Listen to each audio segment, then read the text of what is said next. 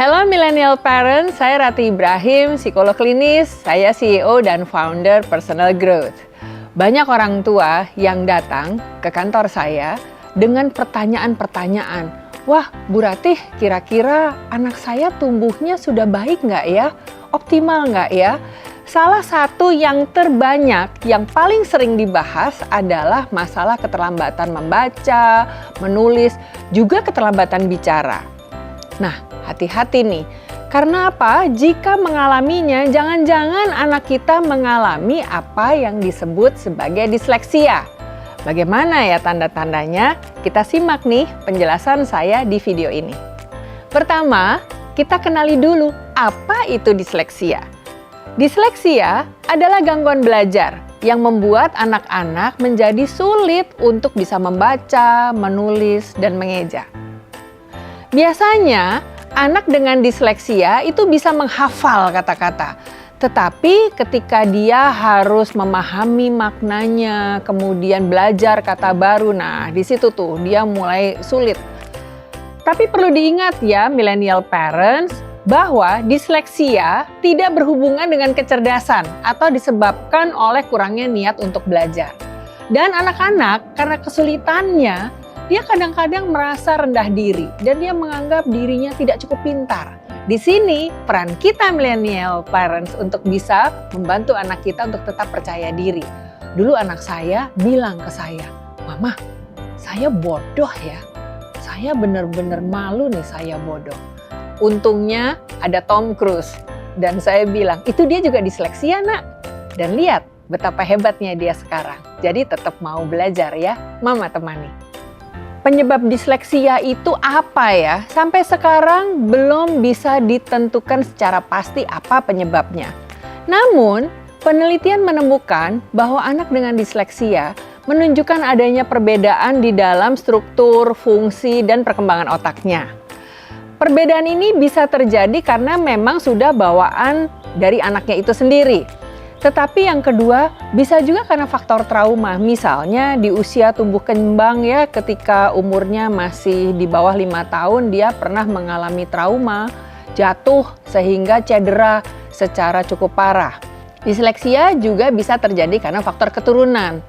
Maksudnya, orang tua yang memiliki disleksia akan lebih besar kemungkinannya memiliki anak yang juga mengalami disleksia. Tanda-tanda disleksia biasanya akan semakin terlihat ketika anak masuk ke usia sekolah, terutama ketika anak mulai fokus belajar tentang membaca dan menulis. Meskipun begitu, sangat mungkin orang tua bisa mendeteksi kemungkinan disleksia di usia yang lebih muda. Nah, ini adalah ciri-ciri ya, tanda-tanda disleksia yang perlu sungguh-sungguh kita perhatikan. Yang pertama, anak menunjukkan adanya keterlambatan perkembangan bicaranya dibandingkan dengan anak-anak seusianya loh. Misalnya, umurnya sudah 2 tahun, harusnya kan sudah bisa bicara 3-4 kata. Kok anak kita baru bisa 1 kata ya? Sering terbalik-balik, misalnya bola jadi balo. Atau dia sulit membentuk kata, kalimat, dan lambat sekali dalam mempelajari kata baru. Anak juga mengalami kesulitan ya dan menunjukkan bahwa dia tuh tidak tertarik untuk belajar membaca. Saya adalah ibu dari seorang anak yang disleksia, sekarang anaknya sudah dewasa. Anak saya sulit membedakan mana kiri dan kanan. Ya, juga ketika membedakan kata-kata yang bunyinya hampir sama atau berirama mirip, ya dia bisa bingung. Misalnya putri, menari, itu bisa keos loh pada anaknya.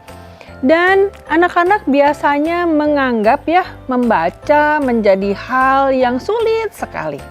Meskipun anak dengan disleksia lebih lambat sedikit ya dalam proses membaca dan berkesulitan ya untuk mengikuti pelajaran, kebanyakan dari mereka tetap mampu memiliki daya berpikir yang cepat dan sangat kreatif. Anak-anak disleksia adalah anak-anak yang juga pinter-pinter. Orang tua perlu have faith di sini ya. Nah, Kita sebagai orang tua punya peran yang sangat signifikan untuk mendukung proses anak-anak kita. Anak saya sekarang sudah lulus dari sebuah universitas yang baik di Amerika Serikat dengan nilai yang baik juga. Dan dia sangat suka membaca. Ketika proses itu bisa kita bantu, tidak ada satupun yang bisa menghalangi anak-anak kita untuk meraih impiannya. Dalam hal ini, sebagai orang tua, kita perlu berkolaborasi dengan guru, dengan terapisnya, dengan para profesional untuk membantu anak kita supaya dia betul-betul bisa meraih dan mewujudkan mimpinya. Jika millennial parents butuh bantuan, personal growth siap untuk membantu. Psikolog klinis di personal growth adalah psikolog-psikolog yang kompeten dalam proses tumbuh kembang anak dan remaja.